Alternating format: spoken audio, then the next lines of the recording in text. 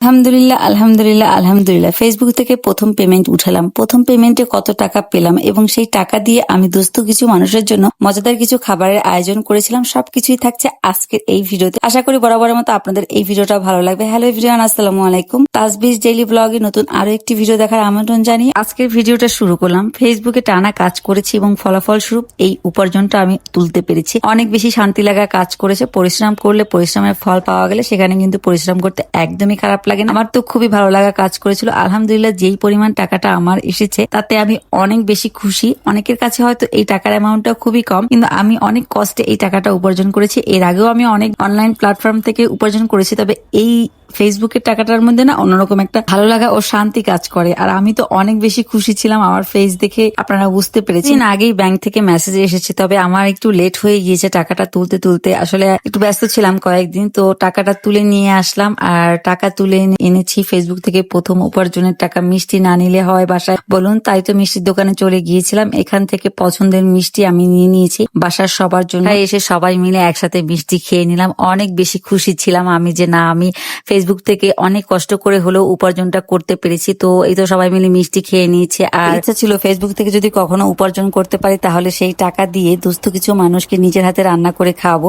সেই চিন্তা করেই পরের দিন এখানে কিছু মুরগি আনা হয়েছে, চিকেন বিরিয়ানি রান্না করব। তো চিকেন বিরিয়ানি রান্না করার জন্য এখানে আমি সবকিছু রেডি করে নিয়েছি। চিকেন কেটে নিয়েছি, আলু কেটে নিয়েছি, ব্রেস্তা ভেজে নিয়েছি, পোলাও চাল নিয়ে নিয়েছি, মানে যা লাগে বিরিয়ানি রান্না করতে সবকিছু রেডি করে নিয়েছি। এবার রান্না করার পালা। এখানে প্রথমে আমি বিরিয়ানিতে দেওয়ার জন্য আলুটা খুব সুন্দর করে একদম লাল লাল করে ভেজে নিচ্ছিলাম। আসলে দেখা যায় বিরিয়ানিতে একটু আলু না দিলে না খেতে ভালো লাগে না। আমি একটু আলু দিয়েই রান্না করেছিলাম, সাথে তো চিকেন অনেকটাই নিয়েছিলাম, মানে যেই পরিমাণ চাল নিয়েছিলাম তার থেকে ডাবল আমি কিন্তু চিকেন নিয়ে নিয়েছিলাম। আর ফেসবুকের প্রথম ইনকামের টাকা থেকে আমি এরকম একটা আয়োজন করব সেটা আমি অনেক আগেই ভেবে নিয়েছিলাম। যদি কখনো আমি ফেসবুক থেকে কোনো কিছু করতে পারি তাহলে আমি কিছু মানুষকে মানে আমার উপার্জনের টাকা দিয়ে তাদের একটু খাওয়াবো। বা সাথে সাথে আমার বাবা আমাদের ছেড়ে কিছুদিন আগে এই পৃথিবীর মায়া ত্যাগ করে চলে গিয়েছেন, তো তখনই আমি চিন্তাটা বেশি করে নিয়েছিলাম যে আমি যদি ফেসবুক থেকে কখনো কোনো কিছু মানে অর্জন করতে পারি তাহলে সেই টাকা দিয়ে আমি কয়েকজনের জন্য হলো আমি নিজের হাতে রান্না করে তাদের খাওয়াবো। তো আল্লাহ তাআলা আমার এই ইচ্ছাটা পূরণ করেছেন। আর সেই ইচ্ছাটা পূরণ করার কারণে আমি হয়তো এই সুযোগটা পেয়েছি মানুষদের জন্য কিছু করে, কিছু মানুষকে নিজের হাতে রান্না করে খাওয়ানোর জন্য। নিজের টাকা দিয়ে কাজটা করতে পেরে আমার কাছে যে কতটা ভালো লাগা কাজ করেছে তা আমি হয়তো মুখে বলে আপনাদের বোঝাতে পারবো না। অনেক বেশি শান্তি কাজ করেছিল আমার। তো আলুটা খুব সুন্দর করে আমি ভেজে নিয়েছি। এবার চিকেনটা আমি রান্না করে নেব। মানে বিরিয়ানি রান্না করতে গেলে তো চিকেনটা আগে রান্না করে নিতে হয়। তো এখানে প্রায় 5 কেজির মতো মুরগির মাংস ছিল। তো খুব সুন্দর করে আমি মশলা কষিয়ে নিয়ে তারপর আমি চিকেনটাও রান্না করে নিয়েছি।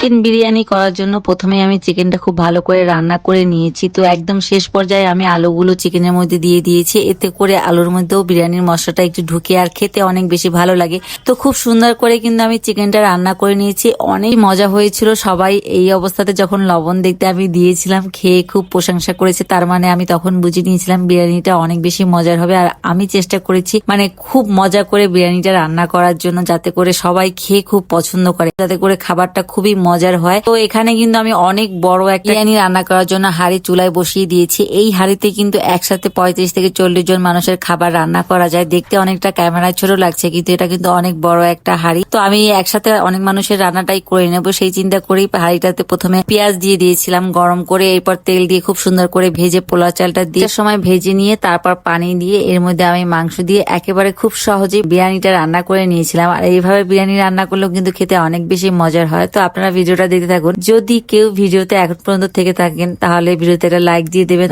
আমার এই আনন্দময় দিনটাকে আরো আনন্দিত করে তুলতে আপনারা এই কাজটা করলে আমি অনেক বেশি খুশি হব। সাথে সাথে যে আমার ভিডিওর একটা অংশ আপনাদের ভালো লেগে থাকে তাহলে একটা গঠনমূলক কমেন্ট করবেন। এতে করে আরো উৎসাহিত হয়ে আপনাদের মাঝে ভালো ভালো ভিডিও উপহার দেওয়ার চেষ্টা করব।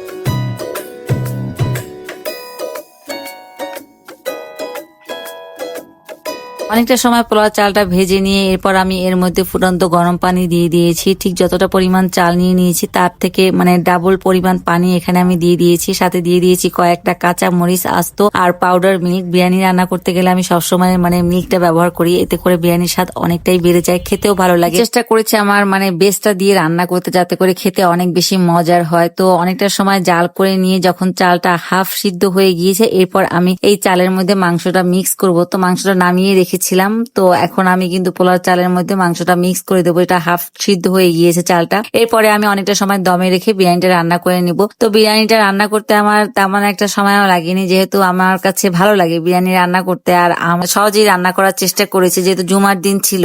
আর জুমার দিনে দেখা যায় যে একটু তাড়াহুড়া করে খাবারটা রান্না করে দিতে হয়, কারণ ওই দিনকে নামাজ পড়তে যাবে। তো নামাজে যাওয়ার আগে এই বিরিয়ানিটা বক্স গুলো মানুষকে দিয়ে তারপর আপনাদের ভাইয়া নামাজে গিয়েছিল। তো তার সাথে আরো একজন লোক ছিল, সেই বিরিয়ানি গুলো সবাইকে দিয়েছিল, সবার হাতে হাতে দিয়ে দিয়েছিল। তো খুব সুন্দর করে কিন্তু আমি পুরো চালের সাথে মাংসটা মিক্স করে নিচ্ছিলাম। এখানে অনেক বেশি তাড়াহুড়াও কাজ করছিল, কারণ এই খাবারগুলো ঠান্ডা করে তারপর আবার বক্স করতে হয়েছিল, কারণ আমি যেহেতু বাসায় এই আয়োজনটা করতে পারিনি, সবাইকে বাসায় এনে খাওয়াতে পারিনি, বক্স ভরে তারপর সবাইকে দিতে হয়েছিল। তো এই জন্য একটু তাড়াহুড়া করেছিলাম। তো অনেকটা সময় দমে রেখেছিলাম, তারপরে এখানে অনেকগুলো পেঁয়াজ বেরেস্তা দিয়ে দিয়েছিলাম, আরো একটু বিরিয়ানির মশলা দিয়ে দিয়েছিলাম। এটা আমি নামানোর আগে দিই, এতে করে আরো অনেক বেশি ফ্লেভারফুল হয়, বিরিয়ানিটা খেতে অনেক ভালো লাগে, আর খুবই সুন্দর একটা ঘ্রাণ আসে। তো একটু চিনি দিয়ে দিয়েছিলাম। কে কে দেন বিরিয়ানিতে চিনি একটু জানাবেন, আমার কাছে খুব ভালো লাগে একটু মিষ্টি মিষ্টি হলে।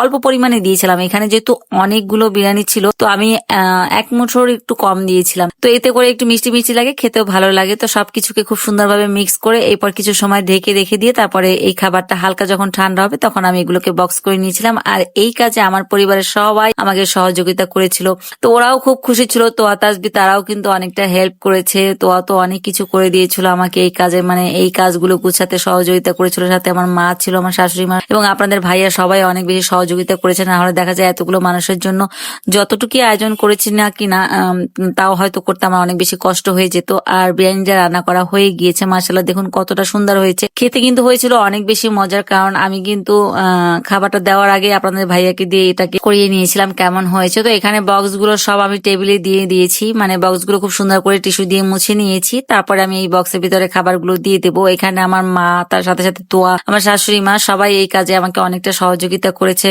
খুবই তাড়াহুড়ার মধ্যে ছিলাম, যেহেতু আপনাদের ভাইয়া নামাজে যাবে, তারপরও আবার এই খাবারগুলো তো সবাইকে দিয়ে যেতে হবে। তো সেই চিন্তা করে একটু তাড়াহুড়া করেছিল সবাই মিলে। তো এখানে অনেকগুলো প্যাকেট কিন্তু করা হয়ে গিয়েছে। বিরিয়ানি করেছিলাম আর বিরিয়ানি দিয়ে দিয়েছিলাম, আর সাথে সালাদ দিয়ে দিয়েছিলাম। একটা প্যাকেট করে দিতে গেলে একটু ঝামেলা পোহাতে হয়, প্যাকেট করো তারপরে আবার স্টপলার মারো বা রাবার দিয়ে বেঁধে দেওয়া, অনেকগুলো কাজ থাকে। তারপরও যেহেতু বাসায় এনে খাওয়াতে পারিনি, সে চিন্তা করে প্যাকেট করে তারপর এক একজনকে দিয়ে দিয়েছিলাম। আর এই তো সব খাবারগুলো কিন্তু আমার প্যাকেট করা হয়ে গিয়েছে। আপনাদের ভাইয়া একজনকে সাথে করে নিয়ে এই খাবারগুলো মানুষের মাঝে বিলিয়ে দিয়েছিল। তো আমি তাকে বলে দিয়েছিলাম যে যদি পারো একটু ভিডিও করে এনো, আমি দেখবো, আমার কাছে ভালো লাগবে দেখে যে আমি কিছু মানুষের জন্য কিছু করতে পেরেছি। আর এটাই আমার শান্তি লাগা, এত কষ্ট করে উপার্জন করে গরিব মানুষের মধ্যে খাবারগুলো বিলিয়ে দিব। ফেসবুক থেকে ইনকাম করতে অনেকটাই কষ্ট হয়েছে, তারপরও অনেক শান্তি লাগা কাজ করছে এখন এসে যে আমি মানুষের জন্য কিছুটা হলেও করতে পেরেছি। তো আজকে ভিডিওটা আর বড় করছি না, আপনারা সবাই ভালো থাকবেন, আমার জন্য দোয়া করবেন যেন ভবিষ্যতে আরো ভালো কিছু করতে পারি। আল্লাহ হাফেজ।